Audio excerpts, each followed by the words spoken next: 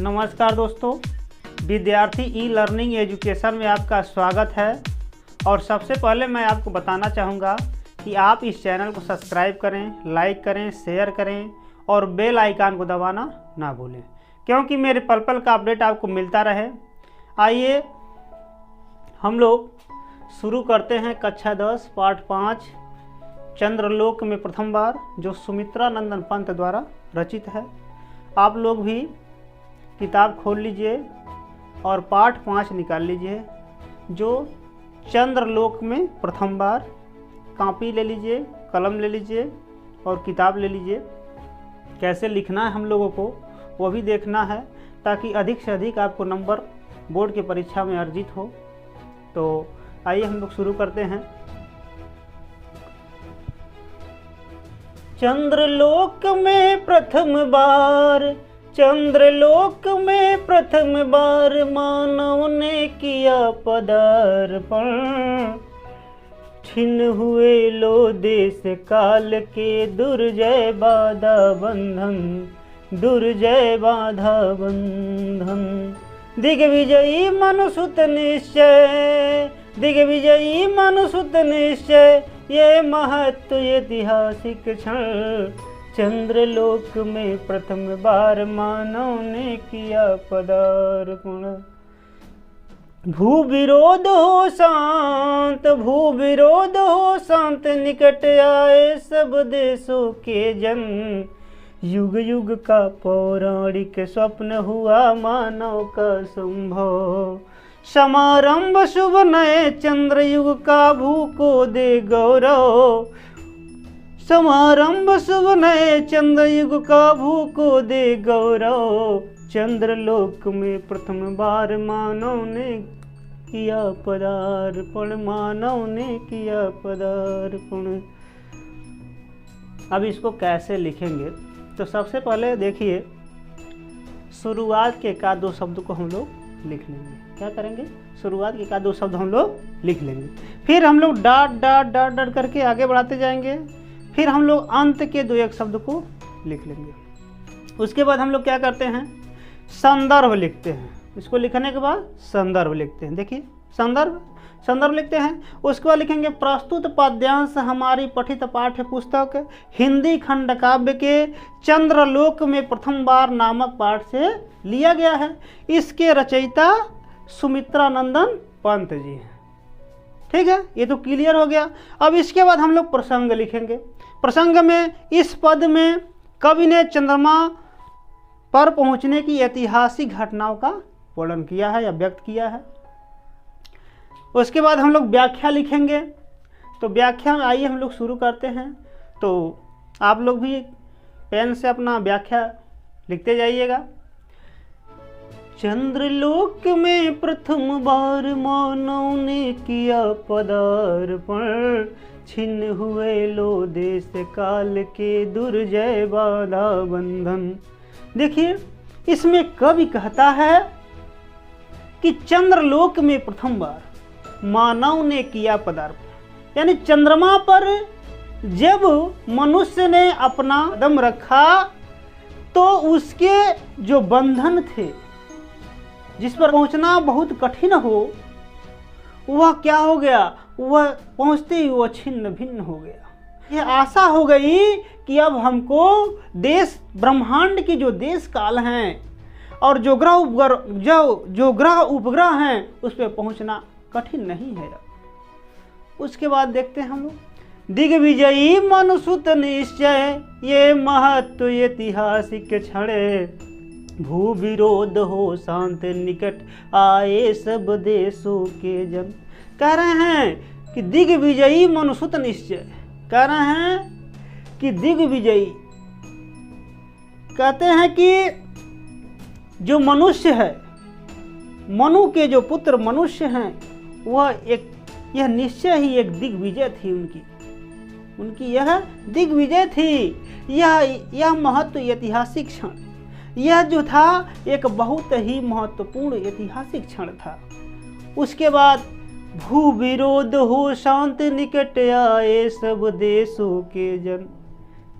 और इसलिए इसमें जो है जो विभिन्न देशों यानी सभी देशों के लोग अपने जो विरोध हैं, परस्पर जो उनके विरोध हैं, उसको शांत करके सभी लोग निकट आ जाएं, समीप आ जाएं और युग युग का पौराणिक स्वप्न हुआ मानव का संभव, समारंभ शुभ नए चंद्र युग का भू को दे गौरव।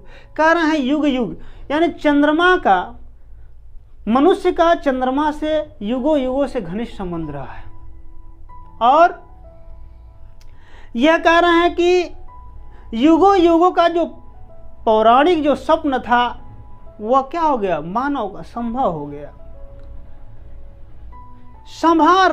समारंभ शुभ नए चंद्रयुग का भू को दे गौरव, यानी पृथ्वी को गौरवान्वित कर करके एक नए चंद्रयुग का प्रारंभ हुआ, एक नए चंद्रयुग का प्रारंभ हुआ। अब उसके बाद हम लोग व्याख्या लिखने के बाद हम लोग काव्य का सौंदर्य लिखते हैं। तो इसमें भाषा जो है साहित्यिक खड़ी बोली का इस्तेमाल किया गया, शैली प्रतीकात्मक है, रस वीर रस का प्रयोग हुआ है, छंद तुकांत मुक्त, गुण ओज, अलंकार अनुप्रास पुनरुक्ति। चलिए आगे हम लोग देखते हैं। फहराए ग्रह उपग्रह में, फहराए ग्रह उपग्रह में, धरती का श्यामल अंचल, धरती का श्यामल अंचल, सुख संपद संपन्न जगत में, बरस जीवन मंगल, बरसे जीवन मंगल। अमेरिका सोवियत बने नौदिक रचना के वाहन, नौदिक रचना के वाहन, जीवन पद्धतियों के भेद, सम्मिलित हो विस्तृत मन, सम्मिलित हो विस्तृत मन। अब देखिए इसको कैसे हम लोग लिखा जाएगा। तो सबसे पहले हम लोग क्या करेंगे, शुरुआत के एक आध दो शब्द को हम लोग लिख लेंगे, उसके बाद डॉट डॉट डॉट डॉट करके हम आगे बढ़ाते जाएंगे, उसके बाद अंत के एक आध दो शब्द को हम लोग लिख लेंगे। इसको लिखने के बाद हम लोग क्या करते हैं, संदर्भ लिखते हैं। संदर्भ में लिखेंगे प्रस्तुत पद्यांश हमारी पठित पाठ्य पुस्तक हिंदी खंड काव्य के चंद्रलोक में प्रथम बार नामक पाठ से लिया गया है। इसके रचयिता सुमित्रा नंदन पंत जी है। उसके बाद हम लोग संदर्भ लिखने के बाद हम लोग प्रसंग लिखते हैं। तो प्रसंग में इस पद्य में कवि ने उपग्रह व ग्रह पर धरती की हरियाली व जीवन का संचार करना चाहता है। प्रसंग लिखने के बाद हम लोग व्याख्या लिखते हैं। तो आइए हम लोग शुरू करते हैं व्याख्या। फहराए ग्रह उपग्रह में, धरती का श्यामल अंचल। कह रहे हैं कि फहराए ग्रह, सूर्य के चारों ओर घूमने वाले जो तारे होते हैं वह ग्रह कहे जाते हैं। और उपग्रह कह रहे हैं जो बड़ा ग्रह होता है उसका जो चक्कर लगाता है उपग्रह कहलाता है। जैसे पृथ्वी का चक्कर चंद्रमा लगाता है, चंद्रमा जो है पृथ्वी का उपग्रह है। कह रहे हैं फहराए ग्रह उपग्रह में धरती का श्यामल अंचल। कवि कहना चाहता है ग्रह और उपग्रह पर धरती का श्यामल अंचल फहर जाए, अर्थात धरती की हरियाली और जीवन का संचार ग्रह और उपग्रह पर हो जाए। सुख संपद संपन्न जगत में बरसे जीवन मंगल। कह रहे हैं कि सुख और वैभव से भरे हुए संसार में जो है जीवन की मंगल जो है बरसात हो, चारों तरफ मंगल ही मंगल हो, किसी प्रकार का दुख और दैन्य न हो, किसी प्रकार का कष्ट न हो। अमेरिका सोवियत बने नवदिक रचना के वाहन। कह रहे हैं अमेरिका और सोवियत संघ रूस नए दिशा की रचना की वाहन बने, नए दिशाओं की जो है रचना करें। जीवन पद्धतियों के भेद समन्वित हो विस्तृत मन। जिस प्रकार ये पूरे विश्व में जो है सभी देशों की जो संस्कृतियां हैं, पद्धतियां हैं, अलग अलग हैं।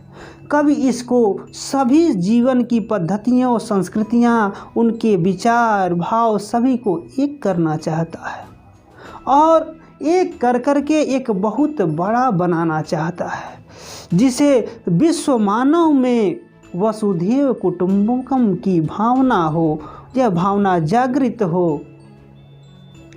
अब हम लोग व्याख्या लिखने के बाद हम लोग काव्यगत सौंदर्य लिखते हैं।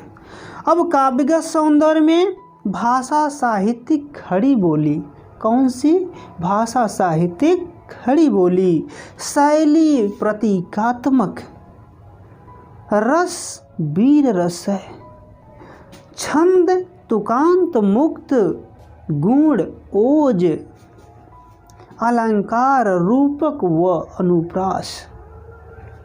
चलिए आगे हम लोग देखते हैं।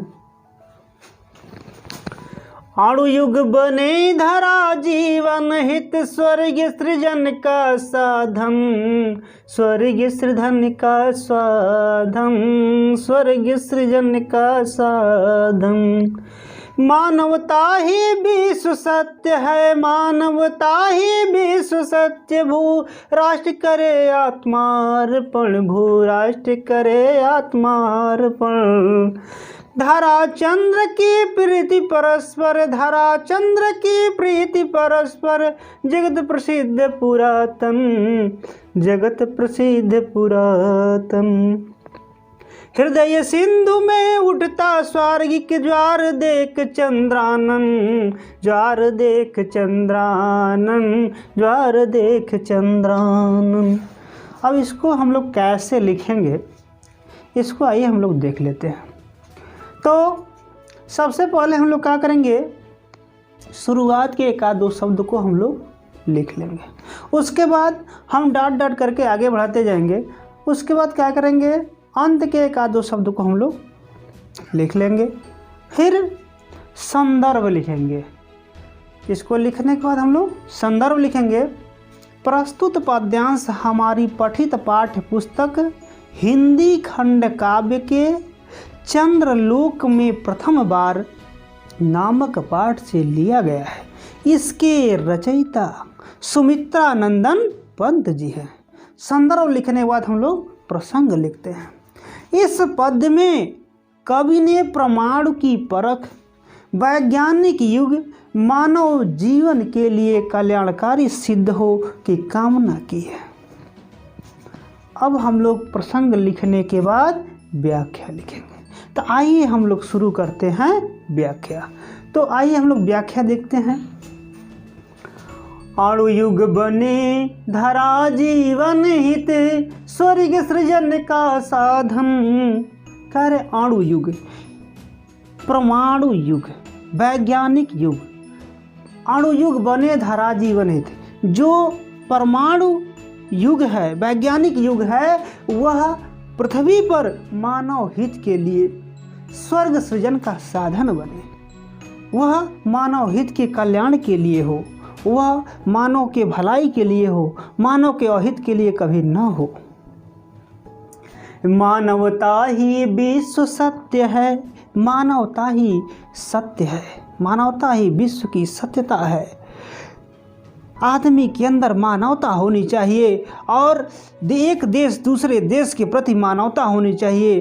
पृथ्वी पर जितने भी राष्ट्र हैं सबके अंदर मानवता होनी चाहिए और सभी लोग जो है अपनी अपनी वैज्ञानिकता, ज्ञान, विचार, खोज, जो भी चीज़ें हैं लोगों को लेकर के जो है समर्पण कर देना चाहिए। भू राष्ट्र करे समर्पण, भू यानी पृथ्वी पर जितने राष्ट्र हैं सबको समर्पित करना चाहिए, सबको मिला जुला कर रहना चाहिए, ताकि इस पृथ्वी पर वैभव और हरियाली विचार विभाव से भरा हुआ हो। चंद्रधरा की प्रीति परस्पर जगत प्रसिद्ध पुरातन। क्या ना, धरा चंद्र की प्रीति परस्पर, धरा यानी पृथ्वी और चंद्रमा का जो प्रेम है जगत प्रसिद्ध पुरातन, पृथ्वी पर यह प्रसिद्ध है और ये प्राचीन काल से है। हृदय सिंधु में उठता स्वर्गिक ज्वार देख चंद्रानन, चंद्रानन यानी चंद्रमा का मुख, चंद्रमा का मुख देख करके सिंधु के हृदय में ज्वार का जो है लहर उठता है।